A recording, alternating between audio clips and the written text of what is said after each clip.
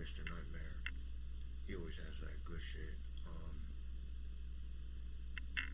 I really never heard like any horror stories besides what both my grandpas did back in like World War One and Two and everything like that. So if anybody that's watching this video has a horror story or knows somebody that has a horror story, hit me up in the comment section and let me know what it's about. I don't know what this is going to be about, but we're about to find out. So, y'all ready? I'm ready. Let's get it.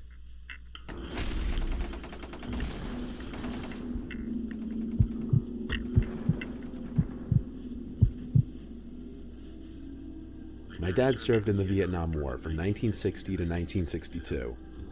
For the longest time, he didn't tell anyone outside of the family this story, but he's in his mid-80s now. He doesn't care about me sharing it with anyone. Not that I intend to release any of our names.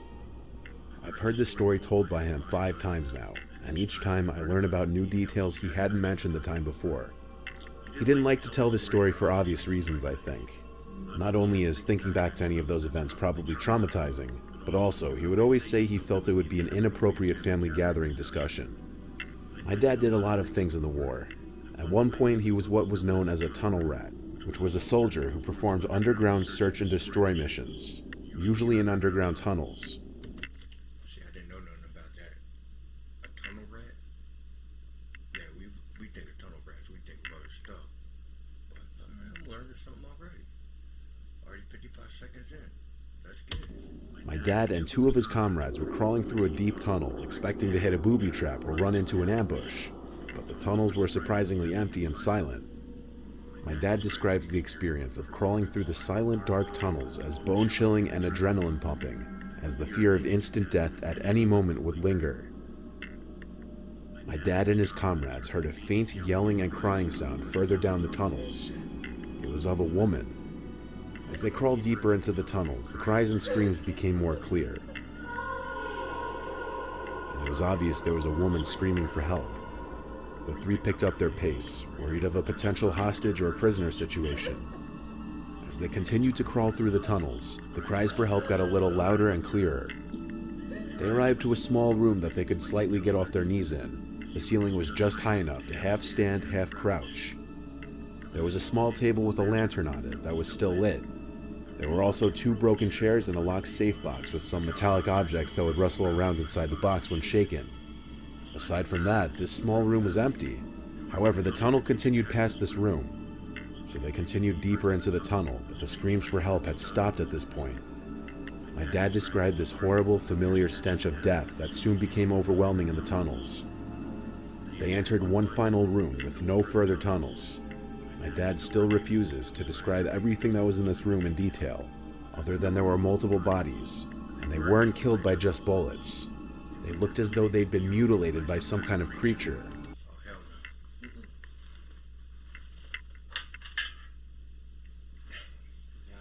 Now there's creatures about to kill people in the tunnel? Nah. One of the bodies was that of a woman. The scene was so horrible that my dad and the 2 other tunnel rats had to turn around and flee. They had no explanation for. I would too. You would have to catch me. Real shit. What could have done what was seen in that room. When they crawled back out of the tunnels, they started hearing the cries for help from that woman's voice again. My dad says he and his comrades froze and looked at each other with wide eyes and obvious fear in their faces. They had made it to the end of that tunnel. There were no living things from there to the end of it, yet those screams for help were coming from the direction that they just were. They picked up their pace even more. My dad was in the back of the group of 3, and he says he would look back every 10 seconds, thinking he was hearing sounds from behind him, fearing he would see someone or something approaching from the darkness.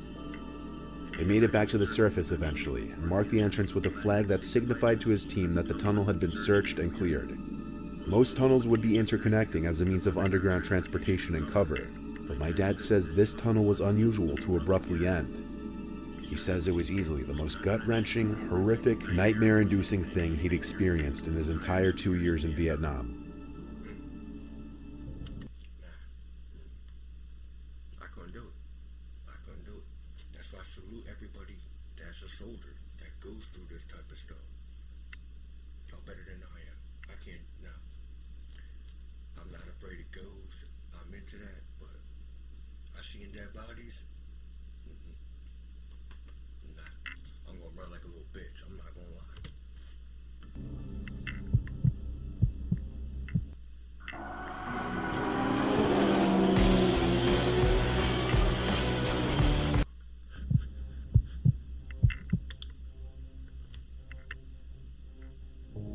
My basic training for the Air Force was at Lackland Air Force Base in San Antonio, Texas.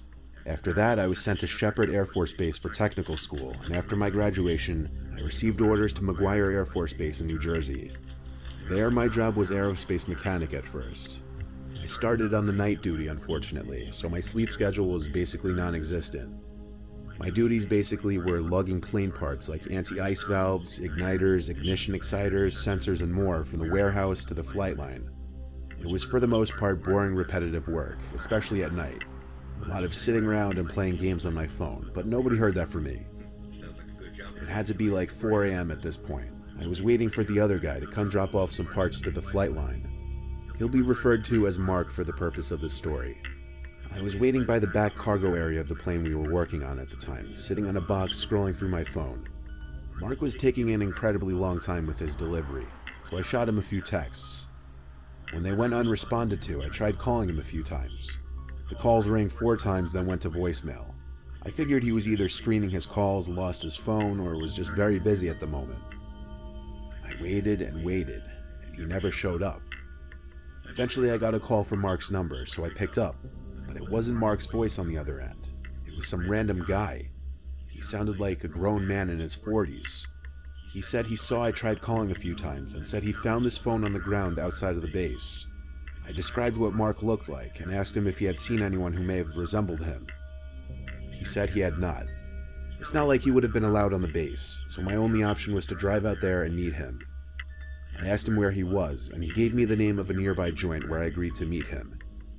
I walked to my car, which was parked in the closest parking lot, and I drove off the base towards the place he told me to meet him.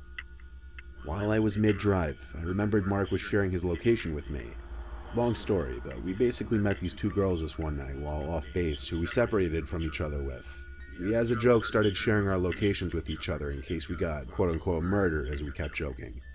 We joked about it mainly because we met them at a sketchy dive bar, but I'm not about to get into that. The place the man on the phone told me to meet him was called Tara's Tavern in Cookstown, the closest town to the base. I pulled up the location of Mark's phone and it checked out. It showed Mark's phone location right next to Tara's Tavern. This begged the question, what was that man doing there this late? At this hour the place wasn't open, and there were 0 cars on the road. Time out. I guess that doesn't throw red flags onto this dude. Sketchy neighborhood. The freaking diner's closed, and he's parked next to it. Your boy's dead, and you're about to be. I pulled into the little parking lot and parked. I stepped out and called Mark's phone again. The guy picked up, and he spoke in a noticeably lower voice now. I told him I was in the parking lot of the pub, and he said he was as well. He said in almost a whisper, "I'll be right over," and he hung up. It was weirder in the moment than it sounds explaining it. I looked at the location on my phone to see if it was updating, but it seemed the location of Mark's phone was in this small patch of woods about 200 feet long and 200 feet wide.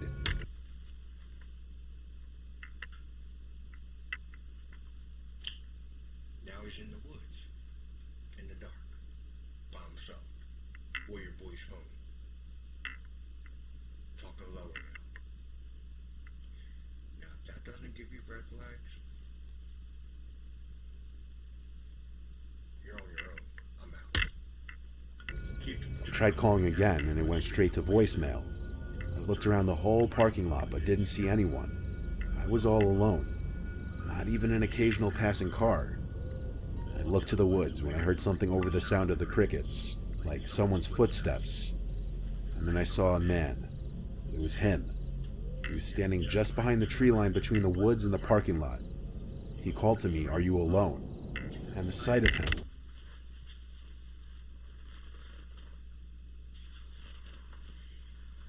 first think he answers you if you're alone.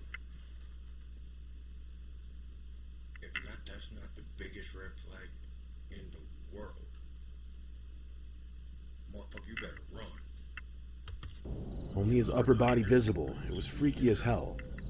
I called back, "No, why?" as I inched my way closer to my car. This was one giant red flag. There you go. I called back, "Who are you with?" I didn't answer that. I got in my car and drove back to base. I called my supervisor and told him Mark was missing and someone was hiding in a patch of woods with his phone. My supervisor told me he was with Mark at that moment. He told me to meet them at the small building by the flight line. I met with the two and told them once again what I witnessed when tracking his phone. Mark told me what happened.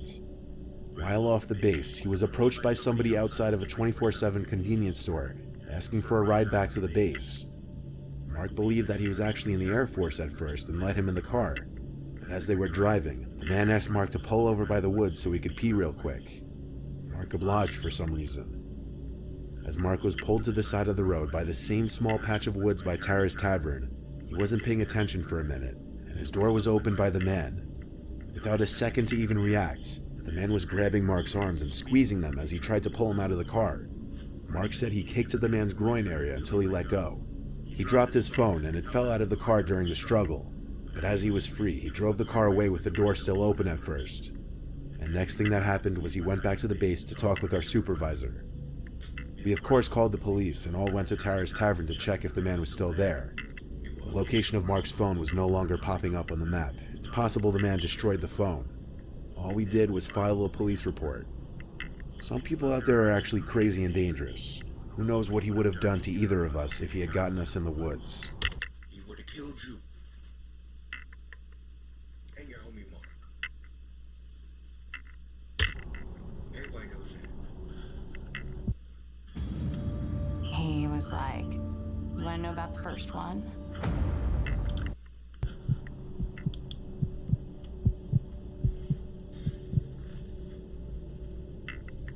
During my days as a Marine, I had many different jobs on site, but my least favorite was graveyard patrol. At one point, I was one of the few with the overnight graveyard patrol shift for a nearby memorial cemetery. As you would imagine, it was a pretty slow shift with not much going on. Oddly enough, even though the cemetery was in a remote location surrounded by dense forest on each side, and I was working the literal graveyard shift, I found the job more relaxing than scary or unnerving.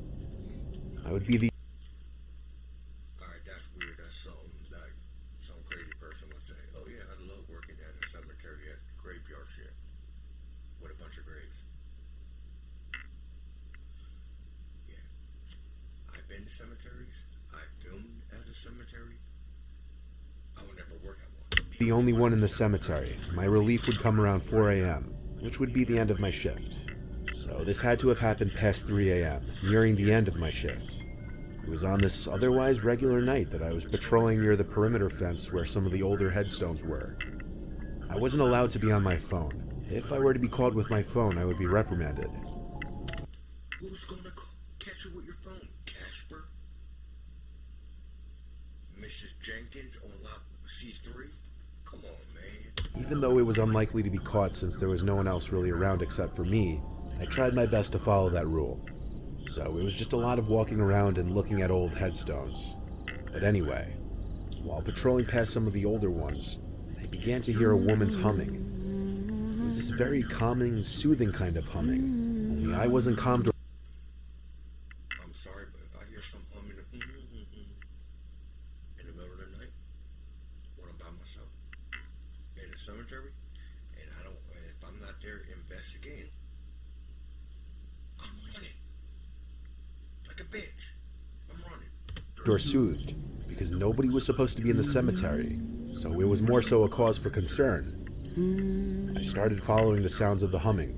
It was coming from behind this intentionally planted line of thick trees with vines and brushes sprouting from the sides of them. Instead of walking around the long wall of trees, I squeezed through the vines and bushes to the other side, cutting myself in the process. As I struggled to make it to the other side, the humming suddenly stopped as quickly as it started. I was left alone to the silence once again, not even the sound of a cricket. I walked closer to the edge of the memorial property, by the woods, near a few of the big mausoleum-looking structures, and I could distinctly hear some kind of buzzing sound coming from one of them. I stepped up the 3 white steps into the structure. The little door didn't have any kind of locks on it. I'd never been in any of these structures until this point, and I was incorrect in my assumption that they were mausoleums. I still don't know what the purpose of them were, maybe some kind of memorial building for deceased veterans in the cemetery. As I was inside that cold, dark structure, I could actually feel the hairs on my arms begin to stand up as I got goosebumps for reasons I wasn't sure of just yet. That buzzing sound was coming from inside of the structure, but it almost seemed like it was coming from beneath my feet. I looked down to the wood floor, and there were tiny round holes in each plank of wood, it seemed. Big enough to look through, but way too dark down there to see what lay below the floorboards. I had an idea. I positioned my phone on the floorboard just right so that the flashlight would shoot light into the hole in the wood, and I would look through one of the other holes. Now you're just asking to find something you don't want to look at. You being nosy, and it's going to cost you. I lay basically flat on the floor with my head pressed up to the wood, one eye closed. I expected to see nothing at all, but I saw what appeared to be the top of a woman's head. And as if she knew I started looking immediately, she looked up at me through the hole. I only saw her face for maybe half a second before I fell backwards and let out a blood-curdling scream. I sprinted back to the parking lot and called the guy who was supposed to relieve me soon, and I told him to meet me now. When he showed up, I tried to convince him that I was telling the truth about what I'd seen in that little building. He entertained me by coming with me to it, and I repeated what I did earlier with my phone flashlight.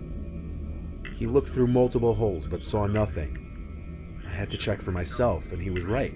It was just some small, empty-looking space underneath the structure. I spent the rest of the shift with him. I left at 4 on the dot. I know he didn't believe me. I wouldn't have believed me either. I'm sure it's a possibility that it was a hallucination as a result of my lack of sleep. But I also believe it's a possibility that I witnessed a spirit or something completely supernatural. I'd heard so many older Marines and veterans tell of supernatural experiences they had while serving. I don't know who the woman that I saw could have been if it truly wasn't my imagination, but it chills me to the bone to imagine it having been one of the women buried in the cemetery. That was crazy. I told, nope. You were asking for it. You gonna look under the floorboards. Then you're not gonna see nothing. And you see a ghost.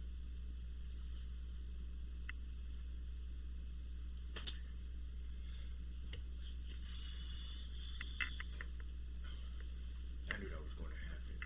But anyway, for all my military soldiers out there fighting for our country, I salute you. You guys watching this video, you see a soldier walking around at the mall outside. Yo, tell them thank you. Tell them you love them. You know what I mean? They put their lives on the line for our country. So I'm giving my roses to everybody that fought for us, is fighting for us, and is going to be fighting for us. I salute you. I got man love and respect for you. Drop a like if you like this video.